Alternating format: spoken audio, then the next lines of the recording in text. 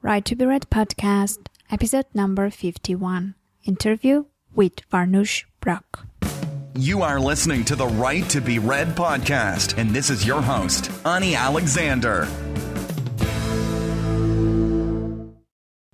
Hello, everyone, and welcome to the show. Before I start, I would like to wish happy Thanksgiving to everyone who's celebrating that holiday. And I, in my turn, am thankful for all my listeners and for all those who have left reviews on the podcast and who have subscribed to Right to be Read. Thank you enormously. I truly appreciate you all. And I hope you're going to have a very nice family holiday today. Today, I have a very special guest in my show. Her name is Farnoosh Brock. I've been following her online since a few years already.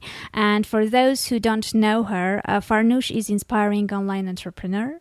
She quit her six-figure job and now is the passionate founder and president of The Prolific Living. She has also been published by a major publishing house, and actually it's been done twice. So I'm really honored to have you on my show, Farnoosh. Welcome to the Right to be Read, and thank you for coming over. Thank you for the warm introduction, Ani. I'm really excited to be here.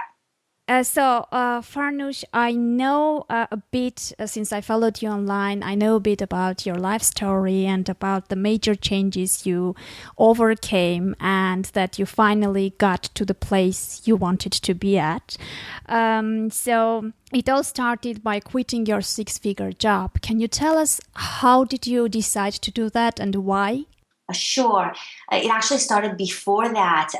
That was sort of like the climax. But I had a long corporate career, or it felt long. It was 11 plus years, just under 12 years. And I never, ever thought of myself as a writer, much less an author.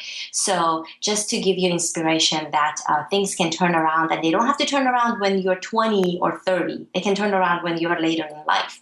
So I started getting really frustrated and became very unfulfilled in my job. And I had a very nice job, worked for a great company, lots of bonus and perks and stock options and just all the things you can imagine for a perfect dream corporate job. And I was unhappy. I was just looking for something that would fulfill me. So I was looking for distractions to keep me busy because I never thought I could quit and do something else. That just wasn't for me, right? So I started all these other distractions, and one of them was blogging.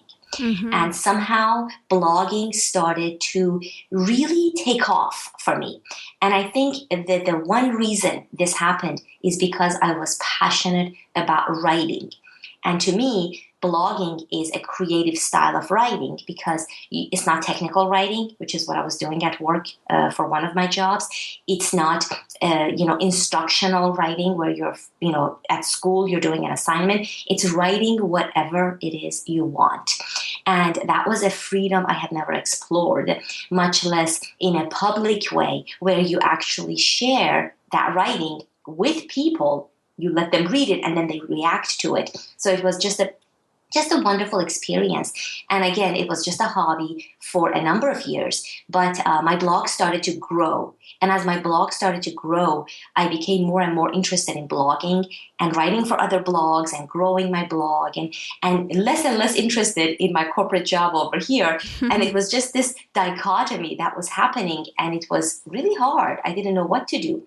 And then there were different points in time where major events happened that led me to quit my job. One of them was Blog World, which is now called the New Media Expo. Back in 2010, it was an event in Las Vegas, and I am really grateful that my husband made me go because I didn't even think of myself as a blogger worthy enough to go to a conference. So that's where I started. And I had made a lot of friends online, so he just said, look, you can go meet all your friends. And I made some really amazing friendships there that have become my lifelong friends now. And these are other bloggers. But at that conference, I saw people who have turned their online blog into a full-time business. And something clicked for me.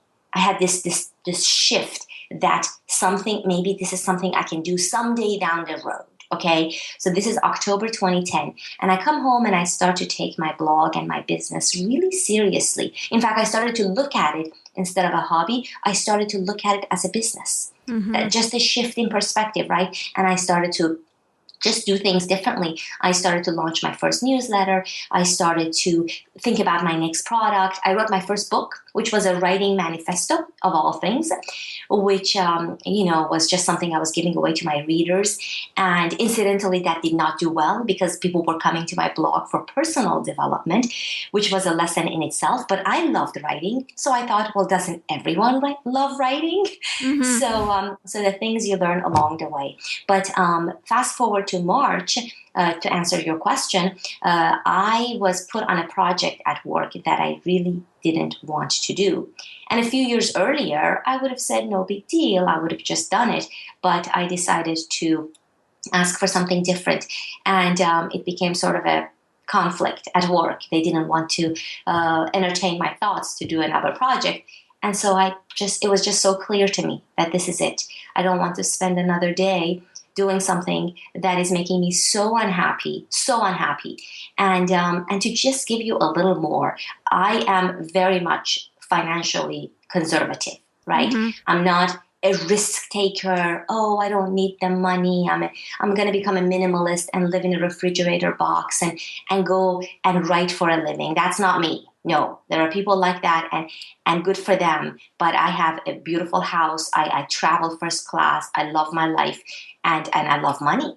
So to give that up was really a step of emotional maturity for me, because I realized what's really important to me. And I also decided that I'm giving up a 6-figure job so I can create real wealth with my business. So I wasn't thinking I'm giving up the job so I can be poor, but I can be happy. Nothing like that. And I really believe the only way you can really have true wealth and sustain it and be in control of it is if you're running your own business or businesses. So that was March 2011. I resigned in May. And it's been an interesting journey. It's been wonderful, but it was one of the hardest things I've ever done to build my business. And then later in 2012, 2 years ago exactly, I hired my husband to come on board with me, and we are running our businesses full time now. And it's been just a wonderful journey. That's amazing. That's just, it requires a lot of courage, and it also it's amazing to have this opportunity to do what you love and to make money out of it, and also to do it with the person you love, because you share additional interests and additional things together, which I think it bonds you together even more. So I understand that it's like it's been a really exciting journey for you. I'm seeing your photos from different travels together, and I can see how happy you both are. Well, there is a lot of other things going on behind the scenes too. It's been, but you're right. I mean, it's wonderful to work with your husband, but there is a learning curve, and it takes your relationship much deeper. And there are times when we are very much in disagreement, when we have had arguments, when we don't agree on the business, when I have had to learn that I'm not the boss, that I'm not the manager, and that he will quit if I don't. If we don't see eye to eye. So it's been actually really, really good for us to go this deep into our relationship. So it is work, but it's amazing that you can actually do a lot with your significant other, with your life partner. So yeah, it's been good. So when you just quit in the very beginning, I mean, I can presume that the journey wasn't really that smooth and flowery, and everything was not really that great from the very start and from the very beginning. So how did you feel? Did you have challenges? What kind of challenges did you have? Did you at some point think that maybe you didn't do the right thing? How was your emotional journey in the beginning? In the beginning, right. So it's been now 3.5 years. And I can tell you, at the beginning, I identified with my job. It was my identity. My company was my identity, my corporate job. And I can tell you that not a minute of these 3 years? Have I regretted my decision? Have I missed anything at all? I have almost forgotten that I was a part of a corporation. I mean, this is so the right thing for me. So there has never been that looking back and thinking I should have stayed, ever. Not for me. I'm not saying this is always the right thing for you, but for me, I knew it was the right decision, and that's why I quit. Mm-hmm. But the journey itself, so there is leaving where you are miserable, then there is arriving then to the next place. And that has been very difficult. I mean, I love creating products and programs and writing books. So even before the publishing deal came to us in November 2012, I was self-publishing my own books. And then I was creating my own products. I have a product on energy, increasing your energy with breathing and yoga, 10 minutes a day. I have a green juicing clinic. I have small green juicing guide. I have, my program to help entrepreneurs leave corporate, so many. So I love creating those. And I can tell you, I had products that didn't do well. In fact, I didn't even mention it, but the first product I did, I was really in love with it myself. I poured my heart and soul and I invested money.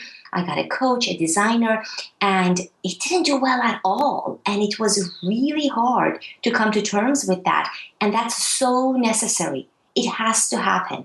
You have to fail. You have to fail and to deal with it and to learn from it and to see that it's part of the process. You don't just quit something you don't love and jump to a series of successes.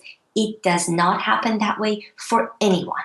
So if that's the story you believe, you are believing a fairy tale, and you are not doing yourself a favor, because everyone that you admire, everyone has had struggles. Sometimes they choose to share it. Sometimes they keep it private.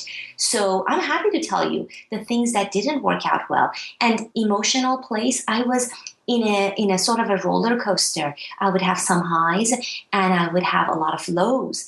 And at the time I was alone at home because my husband was going to work. So it was a shift from moving out of this organization structure in a company. Again, I didn't regret it, but it was a shift to being very much on your own.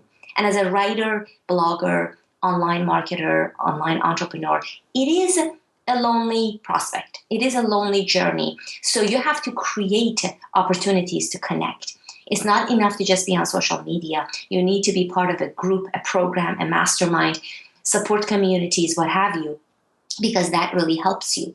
So it was hard. I had a lot of lows. I didn't always know how to deal with them.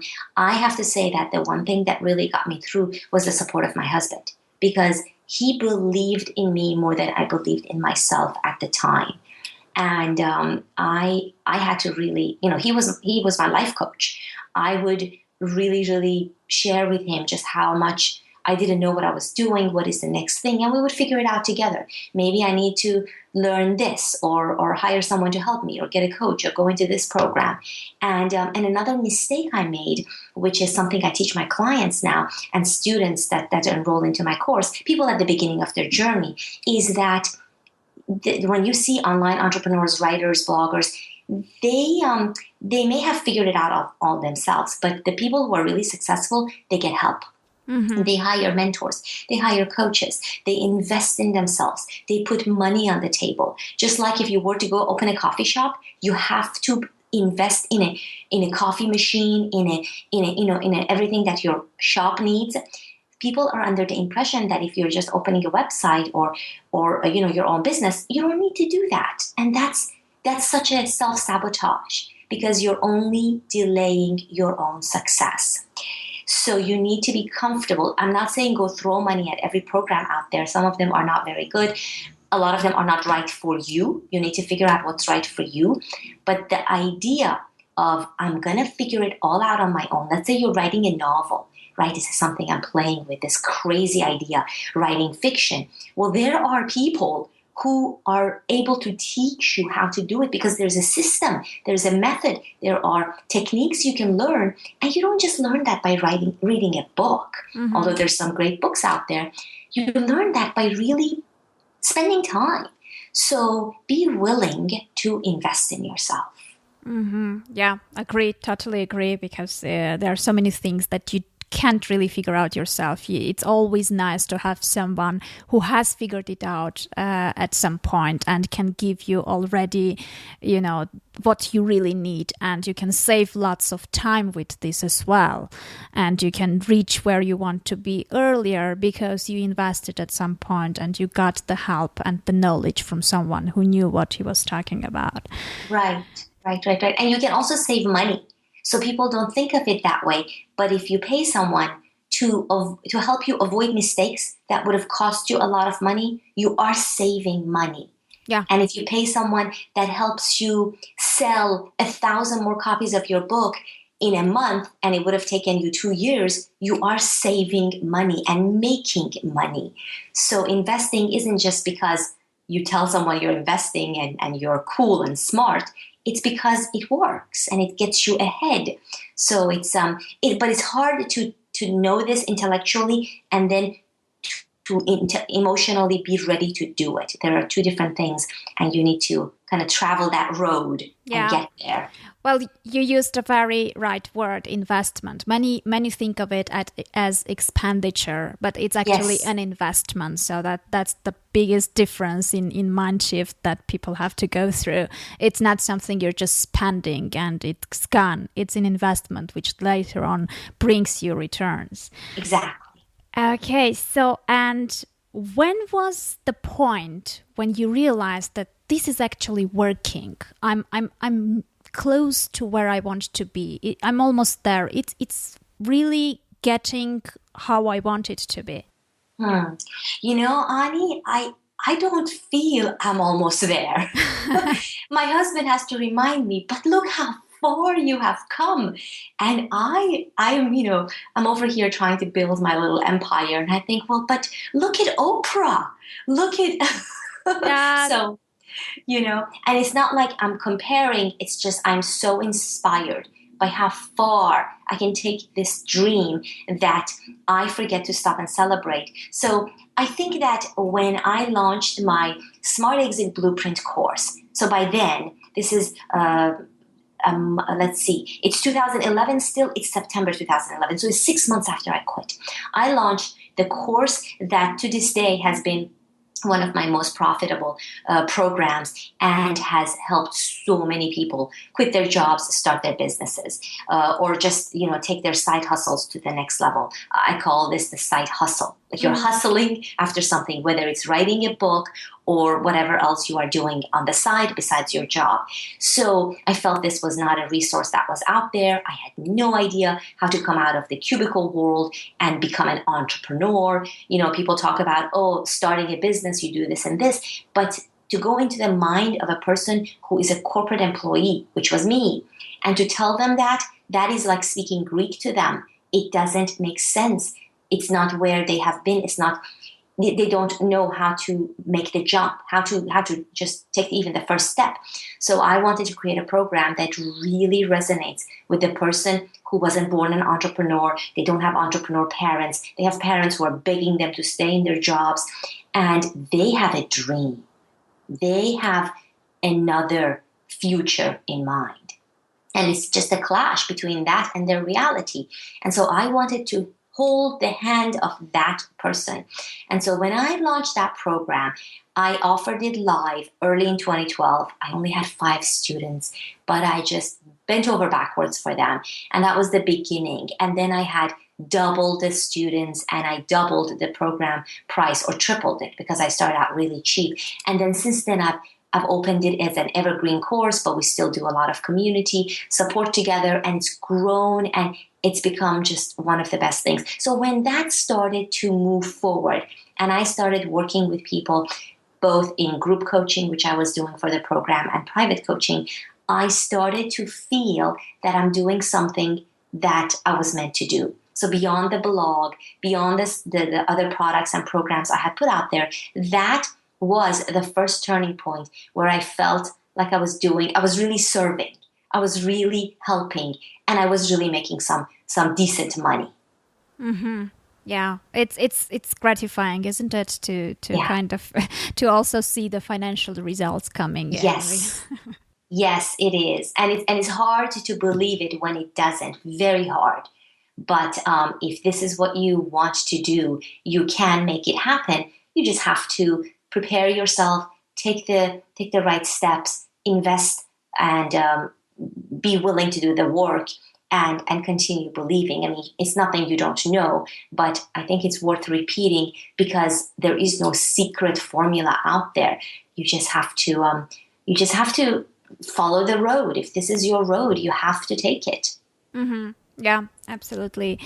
And since you mentioned that you have self-published your books and later on you had a major publisher offering you a deal, many think that it's kind of, you have to choose either one path or the other. But I've seen many successful authors who have been using the hybrid approach and have done both. So can you tell us a bit about what did you self-publish and how did the major publisher find you?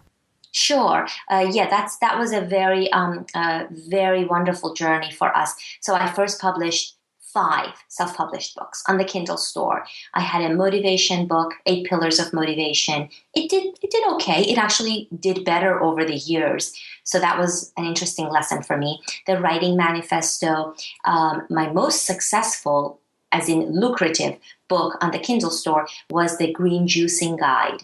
So I have a niche business in green juicing and now smoothies, and this was completely accidental. And I started blogging about it inside my personal development blog. It started getting tons of traffic from Google. I started a newsletter around it, and then I couldn't find products that were affiliate products that were good enough to promote. So I created one, and then I decided to turn it into a book for the Kindle store, and it was selling hundreds of copies a month at $9.99, $10 a copy. Wow. So that was my major income 2012 and going into 2013. And that was shocking to me, by the way, shocking, because this is really interesting, actually. You decide to kind of like in your mind, plan your entrepreneurship journey a certain way. I'm going to write this, and then this is going to be my big hit. And then something completely different happens, right? So I thought just the fact that that book was taking off was shocking because I didn't plan for it to take off like that. But it taught me so much about understanding what people want, understanding how my book connected, how it was solving a problem, how it was useful, how it was not for me. I didn't create it in a vacuum. I created something that was for people who needed it, who were telling me what they needed. I did a lot of research and listened to my readers, all of that process. So the book was a lesson in itself. But that book is actually how the traditional publishers found us.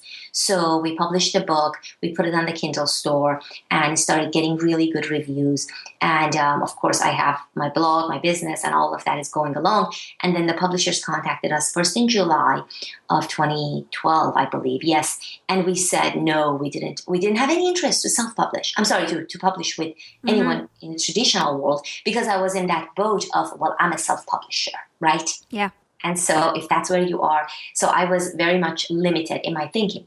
And then they came back to us in November, and they came and they persisted. And I'm so glad they did, because they wanted to buy the rights for the first book first, the juice book, and I didn't want to touch that. So we agreed together to write a brand new book. And this book was The Healthy Juicer's Bible, was more comprehensive. It was more than just green juicing, and it fit the bill for what I wanted to do next. So I only had 6 weeks to write this book, which has now sold, I think, close to 30,000 copies, which is pretty good. They're very happy with it. But we had to hustle. There was a deadline. So, I mean, the whole process of working with a traditional publisher, I don't know if you want to get into that, the contract, the negotiation, etc. You ask how they found us. So to answer your question, they found me through the Green Juice Guide that was on the Kindle store. So that tells you that self-publishing opens doors of opportunity. The publishers are out there. They understand the industry is changing. They understand the revolution of self-publishing is now creating new opportunities for new authors, new talent, which is you, the listener, right? You can be the next talent. And when you publish in the Kindle store and you get natural readers and good reviews and etc. on your own, they will come finding your work and want to work with you. A lot of people tend to say no because they don't see the opportunity. For us, we really thought about it and we thought, for me, this wasn't about making money, although it's made some good money. This was about the credibility that still comes when you have a traditionally published book in Barnes and Noble and Costco's and people go even in some department stores. And so to me, even though it's a different niche than my other work, it's about juicing, but I teach people on entrepreneurship and business, it doesn't matter. They see that a publisher out there deemed you worthy to publish your work. And again, I mean that in the way that it adds credibility. You can get plenty of credibility going the self-publishing route. So I am not all for self-publishing or all for traditional. I think that you are unique. Your situation is unique. You have to know what's going to work for you. I would say that if you have not published, take the opportunity to publish using self-publishing. Because if you haven't published and you're holding out for a literary agent and then for a traditional publisher, you're wasting your time. Yeah. Because your book needs to be out there today for readers. And you can always turn it around. And if you get a traditional publisher, they can take it off, they can republish it, what have you. That's no problem. But if you are waiting, I know friends that have waited for years, right? And their books could be read. So if you are writing to be read, as opposed to writing to be published by a fancy publisher, then you need to publish. Yeah, absolutely. That's the only message. Absolutely. It's always so sad when I see people who are waiting for years to get an agent and then for more years until the agent gets a publisher. And, right. And many do the biggest mistake. They don't write anything in between. They're just waiting. And that's even sadder. But yeah. Anyway, since you tried both routes and how both work, can you compare those and maybe kind of tell us what are the biggest differences among those two? Right. So I would say both of them have been successful for us, right? I published the Healthy Juicers Bible, and then that one did so well. And I will add this point that in case you have an opportunity to work with a traditional publisher, the reason we got the second deal with them was because we worked with them as equal business partners. And so this is the mistake I see where people, the first-time authors, when you get a publishing deal, you decide you're the author, they're the marketer. And that's not how I approached it because I'm a businesswoman. And after we wrote the book and we turned it in, and it was theirs to go edit and do the finishing, I started getting busy on the marketing side to help them sell the book. And as you may know, traditional publishers take a huge chunk, especially if you're a first-time author, huge chunk out of your revenue. So for me, it didn't make financial sense to work so hard to sell my book, but it was something that I wanted to prove to them so that they see me as someone that takes opportunity, that uses her platform online to promote her book and doesn't expect the publisher to do the work. That impressed them so much. And we can get into the details of marketing your book if that's interesting, but that's Absolutely. a whole other, right. So that's, I can give you a lot of tips on that, but that impressed them so much that they came to us and they said, would you like to write another book? So then we decided what is another topic that I feel competent in writing. And because we had some initial success, I felt more confident to negotiate even further on the second book. And the second book has done so much better. So, and that's the Healthy Smoothie Bible, which came out earlier April of this year, 2014. So I feel that the differences you asked to answer your question is that I think the distribution power of a traditional publishing house is just bigger. You just don't have that kind of power unless you are a huge name online and have had some real momentum. So, the fact that your books can be in the hands of people that would never otherwise reach you. And then these people can come back. And if you have another business, let's say you have coaching or other things online that you sell, they can find you and they can become repeat customers. So it can be lead generation for you, not just making money. And if you write a really, really good book, then you can do quite well, right? So in the health business, which is a multi-billion-dollar business, juicing and smoothies, especially in the US, are just on the cusp of a revolution. So I know that people didn't buy my book because I am Farnoosh Brock. That's fine. It's very humbling, but that's fine. They bought it because they're interested in juices and smoothies. And the publishers did a gorgeous job with the book. And I feel like, I wrote a pretty good book. They didn't buy it for my name. Fiction is different. It's a completely different world. And I do want to recommend my friend Joanna Penn. She is she's British. She's going to be the next Stephen King. She writes horror fiction, but she also talks about writing fiction. So I think you should check out her podcast because she can give you lots of tips on that. She's just amazing.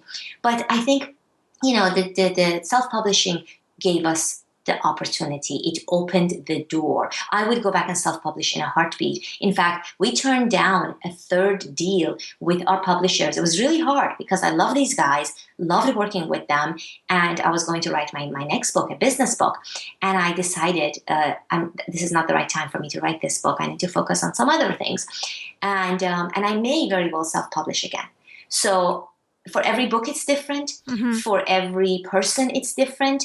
And the only absolute rule I would say is that if you are not, what I said earlier, if you are not publishing and you're waiting for a traditional publisher to come around, you are wasting your time. You can have both worlds, but the first one that you have more or absolute control over is the Kindle door, the self-publishing door. So if you don't have an agent right now working to get you a publishing deal, or you don't have a publisher coming knocking on your door, stop waiting. And if you have a book, get it out there and do the best you can to market it. And then if the traditional publishing route is so important to you, then you can pursue that as well. Yeah, exactly. Well, I interviewed Joanna Penn already, so I will... Oh, you did? Yeah, so I'll put the link with her interview in the show notes as well, so they can check it out. And it's been a very valuable interview, and she shared lots of tips. She's wonderful. Yes, she is. I agree completely with you. So since you raised this issue, can you maybe tell us the main things you did with the marketing that helped you most with selling the book?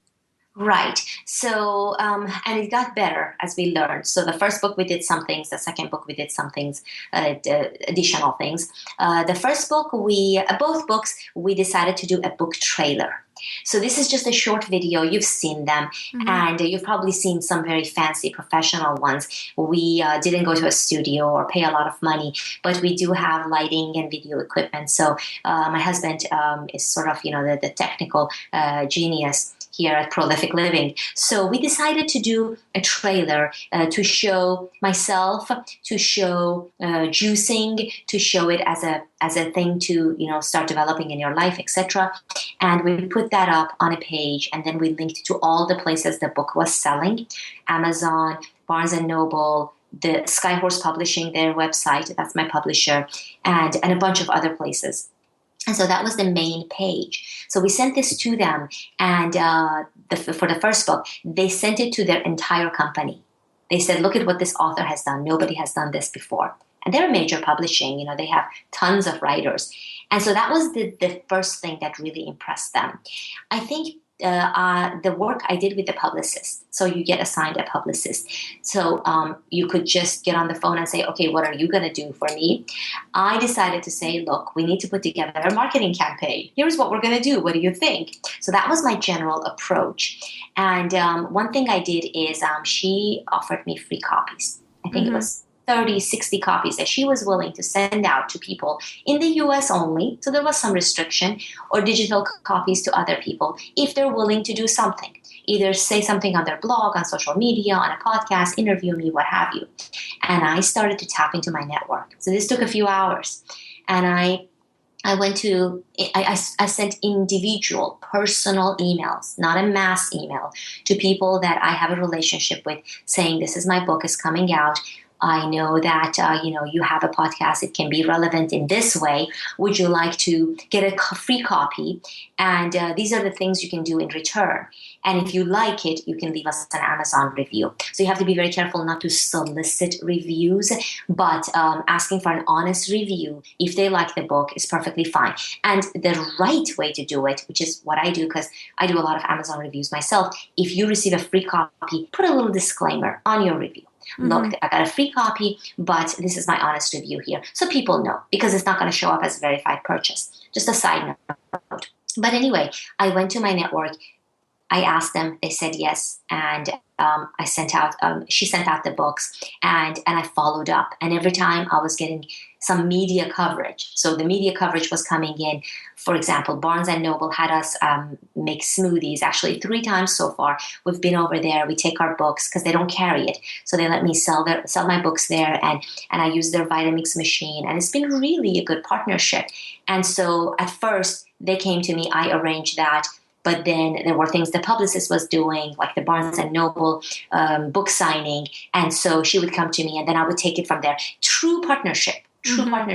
You are not asking your publicist, you of course you get her guidance, they tell you what they're willing to do and not to do, but then you take the reins and you go with it and you use every resource you have, even if you have a job. And I understand some of you may have a full-time job and you're doing your writing on the side. You still have friends. You still have family. You still have people that would love to read your book. Well, you could tap into them. You don't have to have this fancy website. So don't come up with excuses. You can do what I did. I was just able to do it on a bigger scale because I had been building my business for a little while. Yeah, exactly. And I think that also the key for success is that you've been looking for non-standard solutions and you had kind of creative ideas on how to link them to the book.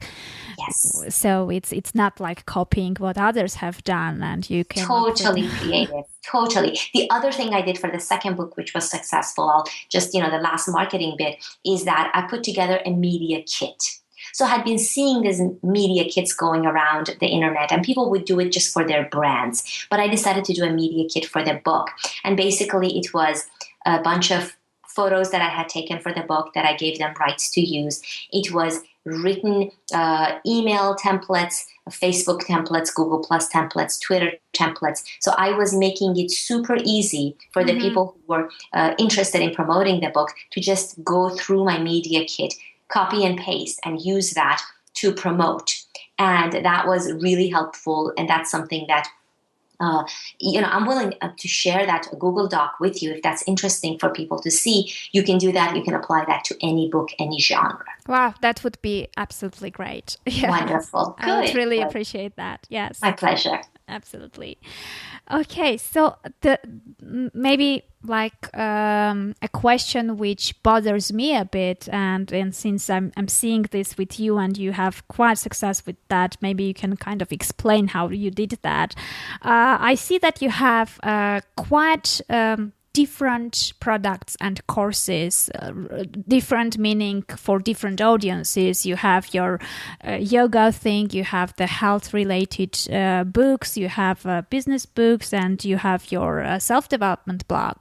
And I presume that the audiences are not identical for all those. So how do you kind of balance things out, and how do you manage to engage all these different audiences and be successful in all these different areas?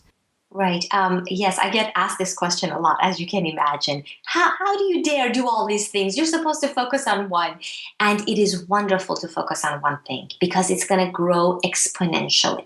So in fact, this is what I recommend to my clients and students who are starting out their entrepreneurship journey. They've never done anything. I would say one thing only. You're only allowed one thing because you're starting. You need to start with one thing. You need to learn. You need to master it. You need to make some money so you have the confidence that you can make money. And so if you're writing your first book, that's the only thing you need to focus on. But why hold ourselves to one thing, right? Especially if you have multiple passions. Now, what you described may seem like it's completely different.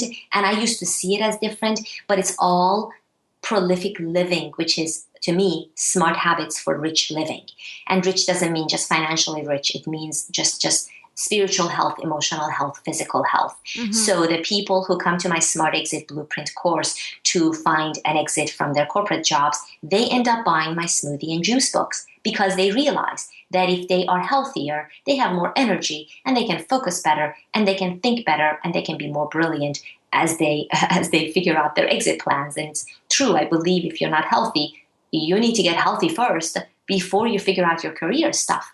So to me, they're all connected. But you're right.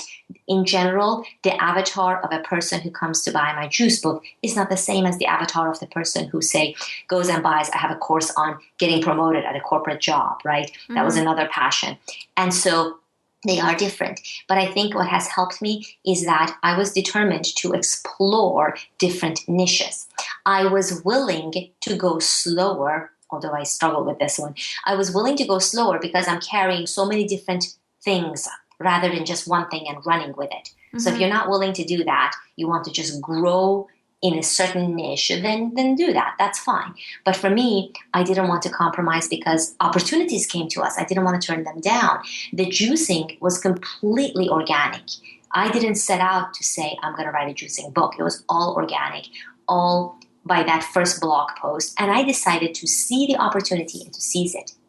You may decide to say, that's not for me, I'm not going to do that. So, I mean, there is no generic advice. All my advice to my clients is very much tailor-made. I need to know who you are, what you want to do, what is your goal, how do you want to build your business, what is your brand, what is the end goal, to give you advice. For me, it works because I would have gotten so bored just having one thing. I know myself so well. I know that I want to write books. And I told you, I'm thinking about writing fiction, which, first of all, I have no business writing fiction. Okay, I never took a literature course in college. And second of all, I have no idea how, but Joanna says we can learn. And I think it's you owe it to yourself to go into wherever your heart takes you. And of course, you have to be business smart too. If there are too many things, right? So at the beginning, let's say you focus on one thing, you write a book, you make some money, but now you want to go into something completely different. You have to realize you're going to have to double your efforts because you have to still market your book over here and you have to do this other thing. So you have to be smart in understanding that. And sometimes I have to focus more on one thing. For example, all through the summer, I was focusing on my courses, my Smart Exit Blueprint course and my corporate course, because I wanted to make sure they're set up properly, make sure I'm talking to the right people. So I decided to turn down the book deal, right? Because it would have taken me in a different direction. And so it's all about making decisions, being true to yourself, understanding what is your vision for your future, and always starting with one thing. Starting out one thing. I totally recommend that. I think that applies to everyone.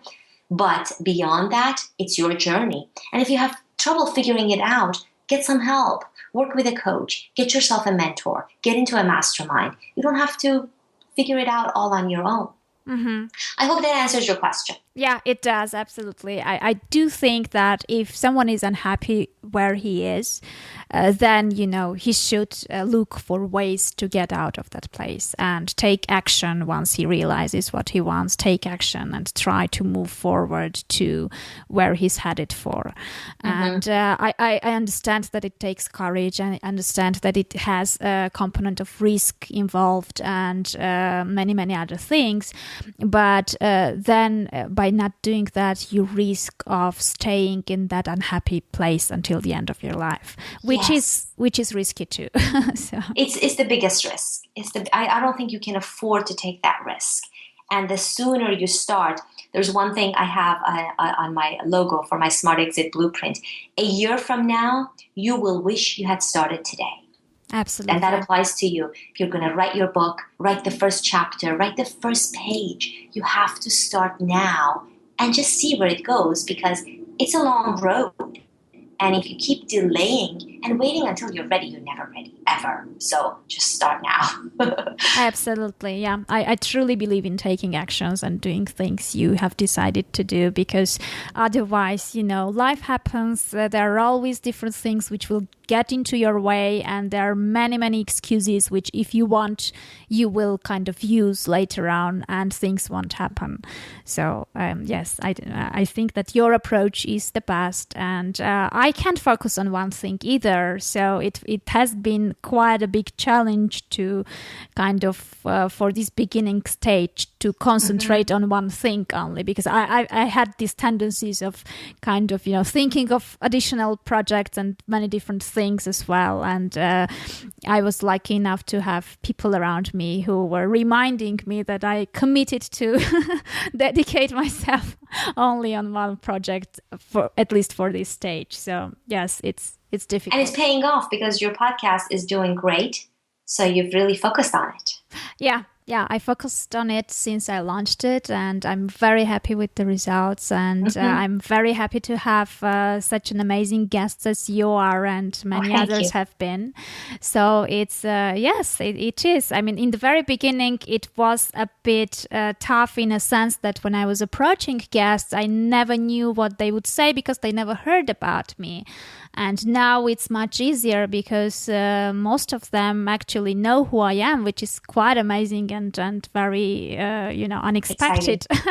Yeah, that's exciting. Things can happen. Whatever you focus on grows. I read that somewhere. And so we are not saying go focus on 10 projects. I really want to be clear that we are saying focus on one thing, but don't give up all these other dreams, and work them in at some point later. And you will be able to do more than one thing. You don't have to just focus on one thing for the rest of your life. Yeah, I will definitely, because me too, like you can't really, not be bored by doing the same thing over. Okay, and as a last thing, since I truly believe that we should not give unrealistic expectations to people so they don't get disappointed. If someone starts something, a project apart from a side hustle, let's say, and what kind of expectations he should have? Like, what is the minimum time frame in case he takes the time and makes the effort and makes what is required from him and commits to that project? What is the time frame when he will start seeing results? It varies. I'm not trying to be clever, but it varies from person to person. I think that knowing before you start, really get to know yourself well. How do you work? Do you need to work alone? Do you need to work in a coffee shop? Do you need to work on weekends? Do you need to be away from your family? Do you need to be with your family? And set up your environment in a way that makes you your most productive and your most creative. So for me, there is a combination of alone time. I do work well on airplanes and traveling. I work well also in my office at home. I work well when I'm healthy, when I'm taking care of myself, when I'm doing yoga every day. That's for me. That works for me. And I work the worst when I am attending a conference. I get nothing done. I'm just focused on social time, and then I'm exhausted. So knowing those things about yourself, you need to set up your side hustle. And then realize that deadlines actually are great motivators. There are self-imposed deadlines, and then there are deadlines that others impose on you. So if you have trouble completing things, which is very, very common, because there is so much self-doubt that just clouds your judgment. And it has nothing to do with your talent. You just decide, well, I'm not good enough to write this book. I'm not good enough to publish it. Look at J.K. Rowling, whom I adore, by the way. I adore her. But it is not fair to you to compare yourself, and then you kill all your chances. And it doesn't matter how talented you are, you're not going to complete. So you need to set yourself up for completion. I feel deadlines are very useful. So the time, how long it takes you, it depends on you. I wrote the first book in 6 weeks. The book before that, the Juice Guide, I wrote it in 2 weeks while in New Zealand in a little house. Mm-hmm. And so time is irrelevant. I think it's all about setting these goals for yourself and deciding when things get done. Just as you go to the dentist when your appointment comes up, you turn in your work to your boss when he says, why can't you write that book? Like, why? And so one other useful thing, get an accountability partner or a friend that will, not a friend that will just say, good job, a friend that will say, where is chapter 3? You said it was going to be here by Tuesday. That kind of a friend. And there is a lot of support groups out there. If you're not part of a writing support group online, actually one of my really good friends, Kathy Pressland, she has some great courses on. If you haven't talked to her, you should. She has I scheduled an interview with her. You did? Okay, great. Yeah, Kathy's awesome, and she's really good at the talking about encouragement, but writing daily is very important also. So get the accountability partner. That's really a big deal. Somebody else that you can be accountable to, and set a deadline, right? I mean, you can write a novel in 6 weeks. You can write it in less time. NaNoWriMo is going on right now, National November Writing Month. People write 50,000 words in 1 month. In November 2013, I wrote 100,000 words. I didn't use all of them. A lot of it was crap, but I wrote them. Yeah. And I'm not a superwoman. I'm perfectly normal, just like you. So I think it's really, really important to decide what's going to happen for you. Decide you're going to write your book this year or next year. And then time will be irrelevant because you will make the time. You will make it by prioritizing your life and what's important and what's not important. And I had one more thought, and it escaped me, and I hope it comes back. Oh, yes, daily writing. Daily writing is so important. Yeah. So I do a lot of writing for my blogs, my newsletters, what have you, but I also do daily writing. And I got this from Julia Cameron. She wrote The Artist's Way, and she talks about the morning pages. Mm-hmm. Now, mine may not happen until midnight sometimes, but they happen during the day. And I use 750words.com, and I write, this is free flow of consciousness. And I find this writing to be therapeutic. It taps into your creativity. And there's a lot of rules around it. You need to go read how to do the morning pages. But I think you could even use it to help you write your novel, or to just get yourself out of your self-doubt and resolve your blocks. So writing daily. I mean, if you're a writer, you need to be writing every single day. And if you do that, you are a writer. So if you make that the non-negotiable in your life, that is a great first step. Yeah, absolutely. Well, Farnoosh, it's been an amazing interview, and we found out so many important and good things about how you've done things and how we can also kind of, try doing the same. And it's really inspiring. Your story has inspired me actually in the very beginning, and looking at people like you, I think it's easier making the first steps towards the changes.